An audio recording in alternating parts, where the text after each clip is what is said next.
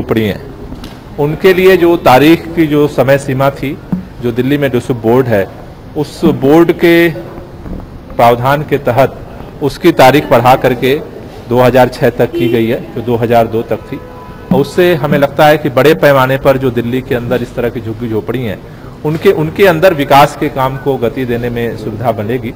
और साथ साथ आज सदन में जो चर्चा हुई है वो दिल्ली में खास तौर से नगर निगम को लेकर के और बिजली पानी को लेकर के। सर, पानी बहुत बड़ा मुद्दा है।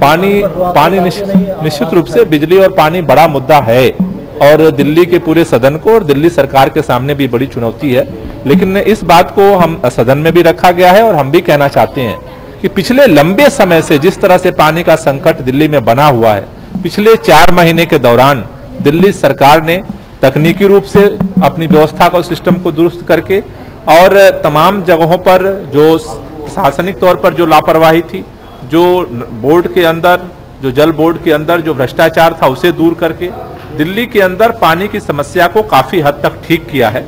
और हमें उम्मीद है कि आगामी दिनों में दिल्ली के अंदर पानी की जो समस्या है उसे पूर्ण रूप से हम समाधान कर लेंगे। पार्लियामेंट सेक्रेटरी को लेकर भी आपने बड़ा एक फैसला लिया है कि उनको ऑफिस नहीं दिया जाएगा, तमाम लाभ से दूर रखा जाएगा पार्लियामेंट सेक्रेटरी। मेरे ख्याल से ये एक गलतफहमी पैदा हुई थी, क्योंकि पहले दिन से ही जो सेक्रेटरीज हैं उनके लिए कोई लाभ के पद की बात नहीं थी, लेकिन वो एक मौखिक तौर पर बात थी।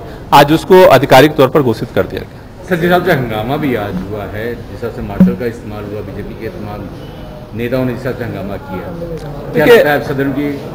देखिए, मुझे लगता है कि इस बात को थोड़ा सा विपक्ष के साथियों को थोड़ा सा समझने की जरूरत है, क्योंकि अनावश्यक विवाद पैदा करने से न तो किसी मसले का समाधान होने वाला है। सदन है, सदन की मर्यादा को ध्यान रखने की जरूरत है।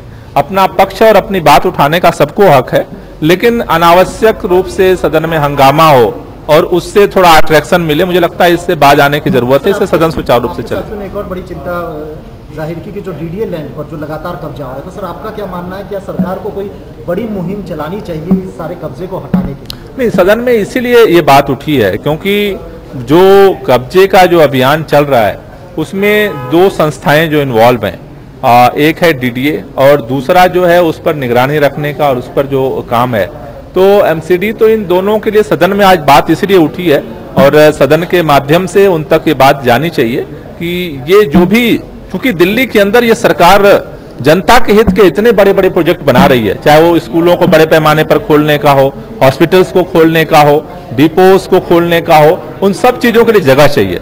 और वो जगह अगर अवैध कब्जे में चली जाएगी तो दिल्ली के लिए जो बेसिक सुविधाएं हम लाना चाहते हैं दिल्ली के विकास के लिए, उसमें दिक्कत पैदा होगी। इसलिए जो दिल्ली की जो जमीन है वो सार्वजनिक तौर से जनता के हित में उसको लगाया जाए, वो दिल्ली के विकास के लिए जरूरी है। Thank you.